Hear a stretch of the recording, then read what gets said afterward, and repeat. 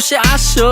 পকেটে টাকা আছে আর মাত্র 500 বাবা, গরু মুরগির দাম বেশি, আজকে সবাই মাছ খাবা। চিংড়ি মিংড়ি রুই টুই বল নাকি কাতলা, শিং মাছ নিয়া ভাবিরে জোল রানতে কোন পাতলা, ইলিশ আসছে দিয়া দেই কালকে আবার বৈশাখ। বাপ সাপ দেখে আমগো মনে হয় কি লাট সাপ, গরিব মানুষের বৈশাখ, ইলিশ মাছ না পুঁই শাক। সিলভার কাপ না তেলাপিয়া, আমারে দেন পাঙ্গাস মিয়া।